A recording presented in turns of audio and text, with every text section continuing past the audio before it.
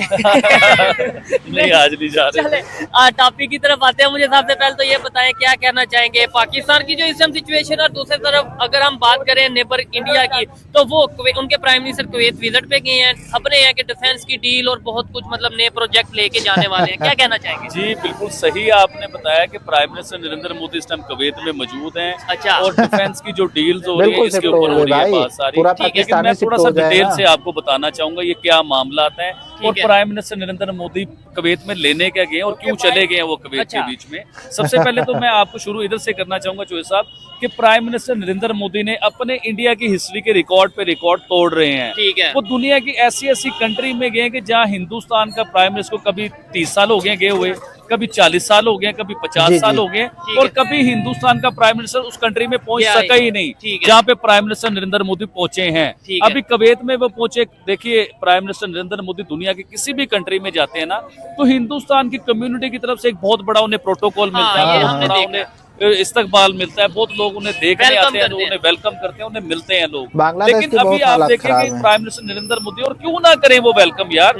Prime minister Narendra Modi जब Kuwait में गए तो सबसे पहले अपने हिंदुस्तान की बिल्कुल, लेबर बिल्कुल, कम्युनिटी जो बिल्कुल। है उनसे मिलने गए हैं, उनसे मिले हैं, उनसे बातचीत हुई है। उनसे क्यों मिले, उनसे पूछा है कि भाई बिल्कुल आप सत्य लेबर बात इधर है। रह रहे हो, आपको खाने पीने की तंगी तो नहीं है, आपकी रिहाइश की तंगी तो नहीं है, आपको कोई पूरा गवर्नमेंट की पाकिस्तान। तरफ से कोई तंगी तो नहीं मिल रही। हाँ। देखें अगर वो उनको कोई तंगी मिल रही है तो वो उनकी कुवैत की गवर्नमेंट से बात करेंगे कि यार मेरे लोगों को ये तंगी क्यों मिल रही है, उन्हें रिलीफ मिले तो वो लोग उन्हें प्रोटोकॉल क्यों ना दें, उन्हें मिले क्यों ना, उनका वेलकम क्यों ना करें। जी, और जी, सबसे 1500 बड़ी बात जो बताना चाहूंगा, दुनिया सारी ये पुष्पा। सोच रही है कि प्राइम पुष्पा मिनिस्टर टू। नरेंद्र मोदी उधर असले की या उधर डिफेंस डिफेंस के लिए जो है ना उधर डील करने गए हैं। हो रहा होगा, ऐसा भी होगा कि वो डिफेंस के सिलसिले में उधर गए होंगे कुवैत में। लेकिन मुझे जो लगता है, जो मेरा माइंड काम करता है, मैं अपने ज़हन से आपको बताना चाहूंगा। आपको याद होगा कि हिंदुस्तान रशिया से बहुत बड़े लेवल पे पेट्रोल लेता है, ऑयल लेता है, बहुत बड़े लेवल पे लेता है। और उसका अभी उधर जंग चल रही थी रशिया के बीच में, तो उसने हिंदुस्तान को क्या पूरी दुनिया को डिस्काउंट रेटों पे पेट्रोल देना शुरू किया। क्या बोल रहा है लेकिन भाई? जिसमें जुर्रत थी, जिसमें पावर थी, उन्होंने तो पेट्रोल लेके दिखाया। जिसमें जुर्रत और पावर नहीं थी वो पेट्रोल जी, नहीं जी। ले सके। जो अमेरिका के गुलाम है या दुनिया की और बड़ी कंट्रियों के गुलाम है, वो पेट्रोल नहीं ले सके। लेकिन हिंदुस्तान डिस्काउंट रेट पे अपनी आवाम को फायदा देते रहे, उनसे पेट्रोल लेते रहे। फिर उनके भी रशिया के भी कुछ हालात बेहतर होने शुरू हुए, उन्होंने पेट्रोल के रेट थोड़े से बढ़ाए, थोड़े से बढ़ाए। देखें चौधरी साहब, दुनिया की किसी भी कंट्री में आप चले जाएं, जहाँ पे पेट्रोल का रेट बढ़ता है ना, वहाँ पे पूरे मुल्क। आबिद भाई आपने बड़े जबरदस्त तरीके से एक्सप्लेन किया। मुझे लगता है वैसे तो आबिद भाई मसरूफ रहते हैं, लेकिन ये खबर जो इंडियन प्राइम मिनिस्टर के हवाले से खबर है वो आबिद भाई तक कहीं ना कहीं से पहुंच जाती है और उसके ऊपर वो थोड़ी स्टडी करते हैं। आपने बड़े अच्छे तरीके से एक्सप्लेन किया कि भाई पेट्रोल की कीमत बढ़ती है, पूरी दुनिया में जो है वो फिर महंगाई होती है। पाकिस्तान क्यों नहीं अपनी मर्जी से रशिया से पेट्रोल ले सकता या ऑयल ले सकता? पाकिस्तान अपनी मर्जी से ईरान से गैस नहीं ले सकता? पाकिस्तान अपनी मर्जी से, मैं कहता हूँ अपनी मर्जी से हम अपने मिसाइल नहीं बना सकते। वो अमेरिका जो उनसे आए दिन पाबंदी लगा देता है। जी अभी भी आपको शायद खबर होगी, पाकिस्तान की 4 कंपनीज के ऊपर पाबंदी अमेरिका ने लगा दी है। सही तरीके से बताएं। जी। पाकिस्तान की 4 एजेंसियों पे अमेरिका ने पाबंदी लगाई है, और वो बड़ी खतरनाक किस्म की पाबंदी है। देखिए इसमें होता है गैरतमंद का सिलसिला, भिखारी का सिलसिला, कर्जई का सिलसिला, और एक गैरतमंद का सिलसिला होता है कि जो ना कर्जा लेता है, ना जो भिखारी है, ना किसी के आगे झुकता है, ना वो किसी की बात को मानता है। तो इसमें बहुत बड़ा डिफरेंस है। अभी आप मिसाइल की बात कर रहे हैं कि पाकिस्तान के जो है ना 4 कंपनियों पे पाबंदी लग गई मिसाइलों की वजह से। मैं लॉन्ग रेंज मिसाइलों का मामला है ये सारा। तो अब मुझे ये बताएं कि हिंदुस्तान ने तो उससे भी ज्यादा लॉन्ग रेंज के मिसाइल बनाए हुए हैं। हिंदुस्तान की तरफ अमेरिका देख भी नहीं सकता, ना उसके ऊपर पाबंदी लगा सकता। क्यों नहीं लगा सकता? क्योंकि हिंदुस्तान भिखारी नहीं है, हिंदुस्तान कर्जई नहीं है, उनसे लेके नहीं खाता, उनकी एड के ऊपर पलता नहीं है हिंदुस्तान। अब पाकिस्तान जो है, देखें अमेरिका होता कौन है पाकिस्तान पे पाबंदी लगाने वाला? कभी इस चीज को सोचें। लॉन्ग रेंज जो मिसाइल है वो सिर्फ पाकिस्तान तैयारी नहीं कर रहा बनाने की। दुनिया की पता नहीं कौन कौन सी कंट्री ने लॉन्ग रेंज मिसाइल बनाए और बना के दिखाए हैं। ना उन पे कोई पाबंदी लगी है, ना कुछ हुआ है। सिर्फ हमें ब्लैकमेल क्यों कर दिया जाता है? आप जो है ना ईरान से वो गैस नहीं ले सकते, आप रशिया से ऑयल नहीं ले सकते, आप लॉन्ग रेंज मिसाइल नहीं बना सकते हैं। देखिए हिंदुस्तान ने इतने बड़े लेवल के लॉन्ग रेंज मिसाइल बनाए, और अभी वो जदीद टेक्नोलॉजी के मिसाइलों के ऊपर काम कर रहे हैं। पता नहीं कौन कौन सी नस्ल का वो मिसाइल बना रहे हैं। लेकिन अमेरिका की जरूरत नहीं है कि हिंदुस्तान की तरफ देख भी ले या उससे कोई बात भी कर ले। तो हमारे ऊपर बात इसलिए होती है कि हम लोग जो है ना खुद मुख्तियार नहीं है चोइस साहब। अपनी मर्जी से कोई डिसीजन, थोड़ा सा आबिद भाई इधर साइड पे आ जाए ताकि ट्रैफिक कोई इशू ना हो, अपनी मर्जी से शायद हम डिसीजन नहीं ले पाते। मैं ये समझता हूँ आबिद भाई जो बातें कर रहे हैं ना, इन्हें थोड़ा सा अगर हकीकत पसंदी के साथ देखा जाए तो मेरे ख्याल से कोई बात झूठ नहीं है।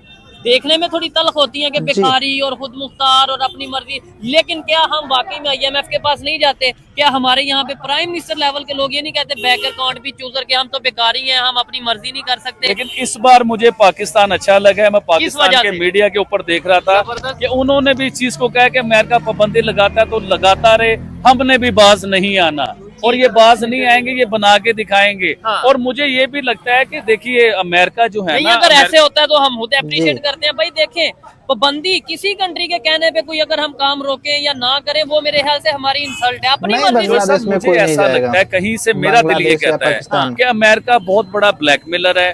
वो पाकिस्तान को डरा धमका के ना कोई बात मनवाना चाहता होता है, पाकिस्तान नहीं मानता तो वो इस किस्म की पाबंदियां लगाता है कि आप ये बात मानोगे तो पाबंदियां उठेंगी। और पाकिस्तान इतना लाचार और मजबूर हो चुका हुआ है कि इनकी इन ब्लैकमेलियों में पाकिस्तान आ जाता है। तो मैं फिर दोबारा ये बात करना चाहूंगा कि जिस तरह हमारा नेबर हिंदुस्तान खुद मुख्तियार है, वो किसी के आगे बिका नहीं, वो अपनी मनमानी करता है, अपनी मर्जी करता है और अपने लोगों का फायदा सोचता है। तो पाकिस्तान को भी इस पोजीशन में आना चाहिए कि अपनी मनमानी करे, अपनी मर्जी करे और अपने लोगों का फायदा सोचे, अपने मुल्क का फायदा सोचे, ना कि अमेरिका की गुलामी में पड़ा रहे पाकिस्तान। सर ठीक हो गया आबिद भाई, आपने लास्ट एक प्रोग्राम किया था, उसमें आपने पुष्पा के ऊपर, पुष्पा 2 के ऊपर ना अपना एक रिएक्शन दिया था।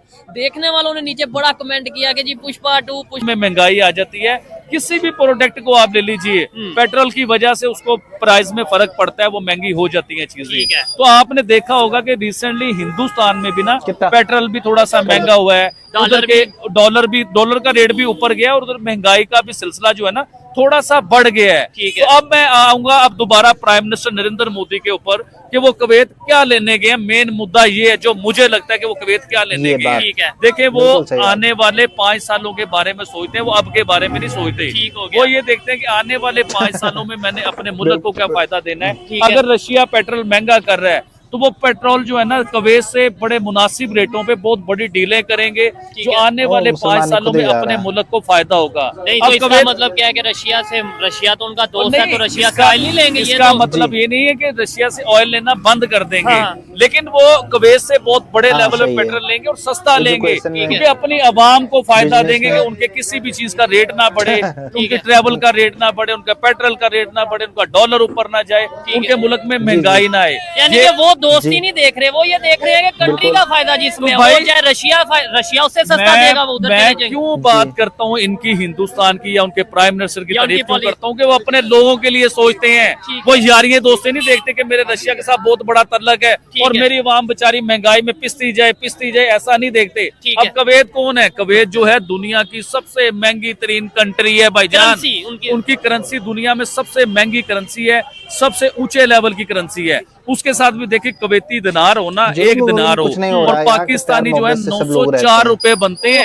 एक दिनार की बात करूं, पाकिस्तानी 904 रुपए बनते हैं। अब आप आए हिंदुस्तान की तरफ, 1 दिनार हो और हिंदुस्तान के 270 समथिंग कुछ ऐसे बनते हैं, हिंदुस्तान के 275 या 274 ये बनते हैं। कितना बड़ा डिफरेंस है चीज को लेके। तो कुवैत भी एक बड़ी स्ट्रॉन्ग और बड़ी पावरफुल कंट्री है। आपको याद होगा कि कुवैत के जो नेबर की 3-4 कंट्री हैं, उन्होंने प्राइम मिनिस्टर नरेंद्र मोदी को हाईएस्ट सिविल अवार्ड दिए हैं, चाहे वो सऊदी अरेबिया हो, चाहे वो कुवैत हो, चाहे वो कतर हो। तो इनके जो करीब कंट्रीज हैं, सब ने प्राइम मिनिस्टर नरेंद्र मोदी को सिविल हाईएस्ट अवार्ड दिए हैं। और मुझे ये भी लगता है कि कुवैत भी उन्हें बहुत बड़ा सिविल हाईएस्ट जो है ना अवार्ड देगा। और अवार्ड अगर नहीं भी देता तो ये अवार्ड नहीं है तो क्या है भाई, इतना बड़ा प्रोटोकॉल, इतनी बड़ी